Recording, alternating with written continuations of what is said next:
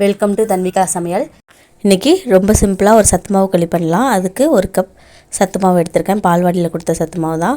ஒரு கப்புக்கு 2 டம்ளர் தண்ணி ஊற்றி நல்லா கலந்து விட்டுடலாம். தண்ணியாக இந்த மாதிரி தண்ணியாக கலந்துட்டு அடுப்பில் வச்சிடலாம். இது கூட கொஞ்சமாக உப்பு சேர்த்துக்கலாம். அது கூட ஒரு ஸ்பூன் சர்க்கரை சேர்த்துக்கலாம். ஏற்கனவே அதில் வெல்லம் சேர்த்துருப்பாங்க, அதனால் கொஞ்சமாக சர்க்கரை சேர்த்துக்கலாம். நாட்டு சர்க்கரை வேணாலும் சேர்த்துக்கலாம். இப்போ என்கிட்ட இல்லை, நார்மல் சர்க்கரையை சேர்த்துட்டு ஒரு ஸ்பூன் கலந்து விட்டுட்டேன். நல்லா கலந்துகிட்டே இருந்தோம்னா அடுப்பை சிம்மில் வச்சுட்டு கலந்துக்கோங்க. கலந்துகிட்டே இருந்தோம்னா கெட்டிப்பட ஆரம்பிக்கும்.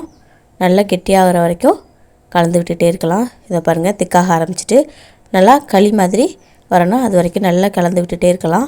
இது கூட தேங்காய் துருவல், ஏலக்காய் வேணாலும் சேர்த்துக்கலாம். நான் இப்போ எதுவுமே சேர்க்கலை. அவ்வளோதான், களி ரெடி ஆகிடுச்சு. இப்போ அடுப்பை ஆஃப் பண்ணிடலாம்.